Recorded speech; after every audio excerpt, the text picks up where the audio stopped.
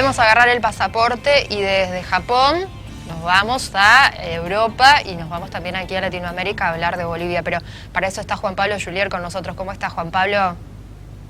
¿Qué tal? Buen día, ¿cómo andan por ahí? Bien, primero voy a hacer una escala en Francia, porque estábamos hablando del pasaporte.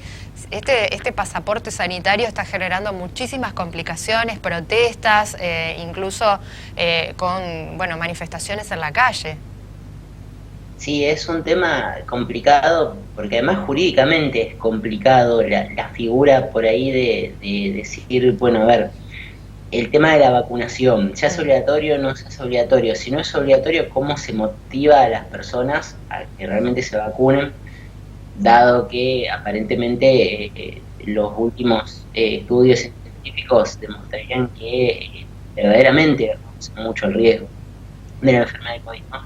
Entonces comienza Macron, abre digamos una puerta, ya se estaba charlando, pero que justamente por no ser muy empática quizás la medida genera inconvenientes con digamos la exigencia de estar vacunado para realizar actividades que otrora eran cotidianas, como ir a un bar, ir a un gimnasio, ir a un cine, etcétera. Esto obviamente es en un chip porque hay una corriente internacional muy grande antivacunas en general, no solamente por la del COVID, y todos estos grupos han comenzado a protestar. De Francia esta medida se traslada a Italia y se espera que paulatinamente otros países también la vayan incorporando. Mientras también otros países inclusive debaten la obligatoriedad de la vacuna. Por ejemplo, Costa Rica en este momento está viendo la posibilidad de hacerlo obligatorio. Entonces hay toda una cuestión que seguramente vamos a tener bastante que analizar y que recortar de ahí, porque obviamente es una suerte de trato discriminatorio hacia las personas que no se quieren vacunar. Pensar en realidad desde el punto de vista político, si se quiere, como una motivación también, porque uno está trasladando la carga de la responsabilidad de las restricciones a los ciudadanos, que por otro lado tampoco está mal. Entonces vos tenés toda una serie de factores que colisionan entre sí, entre la opinión personal de uno, entre lo que es saludable para toda la población o lo que dice una mayoría versus lo que dice una minoría. Es un tema muy complejo políticamente y literalmente toca o lo implementás o no, o sea, no tenés muchas cuestiones ahí que hacer. Y en Europa el problema que siempre hemos charlado es que no existe una política sanitaria común. Entonces cada país toma las decisiones que toma de forma independiente. Y esto puede llegar a sumar un plus de problema que es una suerte de guerra entre los países que, entre comillas, ¿no? Me refiero de guerra de políticas públicas, no otro tipo de guerra, entre los países que lo implementan y los que no. Claro. Porque además también hay que acordarse que en Europa, sobre todo en la zona Schengen, es muy común que haya viviendo ciudadanos de distintas nacionalidades, pero que en la práctica gozan de los mismos derechos en todos los países de esa zona. Entonces, ¿cómo uno obliga, por ejemplo, a un holandés que vive en París, si en Holanda no es obligatoria la vacuna? Claro, sí, es muy complejo. Hay todas unas cuestiones ahí que van a probablemente escalar más allá de lo impopular o de las protestas. ¿Por qué? Porque si nosotros lo implementásemos eventualmente vamos a tener probablemente solo una resistencia social, si se quiere, pero no vamos a tener las cuestiones jurídicas que existen allá en Europa. Seguro. O más allá de eso, la política sanitaria argentina es una. Más allá de que las provincias tienen su independencia en algunas cuestiones. Entonces, la verdad que es un poco un quebradero de cabeza y bueno, está bueno por ahí estar atentos y ver cómo se va implementando, cómo se va solucionando, porque si eventualmente hay que implementarlo por estos lares, por ahí siempre es interesante ir tomando nota de cómo le fue a otros, ¿no? Más allá de esto, en Latinoamérica, decías, hay preocupaciones en algunos países que lo tratan tratando de implementar, pero en otros países, más allá del coronavirus, más allá de la llegada lenta de vacunas, la preocupación, por ejemplo, en Bolivia pasa por las armas, el contrabando. La aduana argentina se presentó como querellante en esta causa que investiga cómo llegaron estos materiales bélicos al vecino país.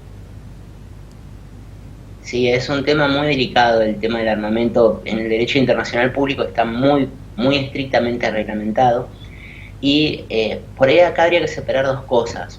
Un país puede totalmente enviarle armas a otro dentro de ese marco regulatorio del derecho internacional. El problema es cuando se hace por fuera de estas regularidades, y específicamente lo que aparentemente habría pasado en este episodio entre Argentina y Bolivia es que se envió un cargamento dentro del cual había una parte que estaba correctamente tramitado, o sea, hecho la parte legal como corresponde, y otra parte del cargamento que no estaba declarado. Entonces, como esto sucede en el marco de todas estas jornadas donde Evo Morales sale del gobierno, algunos lo calificamos como golpe, otros no, indistintamente de esta discusión, o sea, fue un momento, digamos, político convulsionado, esto agrega un elemento. Esto agrega un elemento, obviamente, política regional que hace... Perdón. Sí, en un momento de mucha tensión, genera más tensión desde el punto de vista de la diplomacia. Exactamente, entonces toda esta cuestión que ya es compleja jurídicamente se le agrega este tema diplomático político en el que en este momento podría decirse vamos a tener un poco más de tranquilidad. ¿Por qué? Porque hay una fuerte afinidad entre el gobierno nacional de turno y el gobierno boliviano también nacional de turno, entonces esto va a hacer que las cosas fluyan un poco mejor. Si hubiese continuado acá en Argentina la administración anterior, hoy probablemente tendríamos un conflicto diplomático mucho más grande y con otras cuestiones también a resolver. Entonces no es menor esta cuestión, si bien ha pasado un poco ya de largo, porque ahora lo que queda es esperar que la justicia dictamine eventualmente qué pasó tanto desde este lado del límite como hacia el lado boliviano, ¿no? Que también tiene ellos sus propios procesos. Y el tema son las sanciones, porque automáticamente después de este contrabando de armas a Bolivia, a quienes nos gusta la política internacional nos acordamos del contrabando de armas a Ecuador.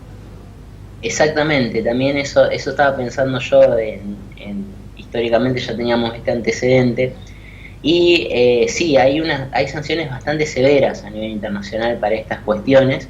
Hay dos temas importantes a ver ahí. Por un lado, el tema de quién las aplica y finalmente si eventualmente se aplican o no.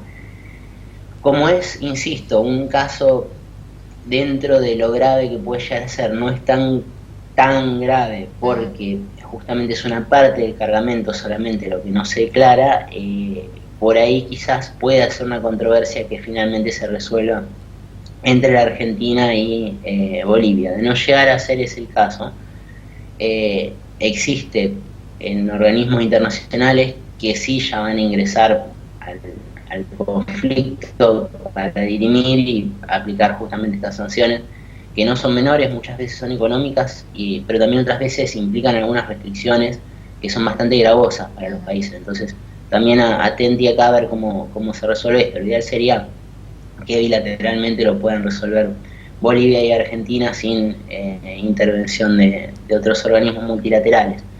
Por eso digo que dentro de todo es una suerte que nos haya agarrado con quizás el gobierno de Fernández y no con una parte segunda del gobierno de Macri, porque seguramente hubiese escalado mucho más el tema y hubiese sido más complejo, sin duda. Juan Pablo, muchísimas gracias por ayudarnos a entender estos dos temas que obviamente son de materia de discusión en los últimos días en esta semana, y obviamente te esperamos el viernes que viene para hablar de otro capítulo. Seguramente va a tener que ver con Perú y la asunción de las nuevas autoridades, pero no nos adelantemos que puede pasar mucho en 7 días. En una semana pueden pasar muchas cosas, así es. No, gracias a ustedes y nos vemos la próxima semana. Que tengan buen fin de semana. Igualmente para vos.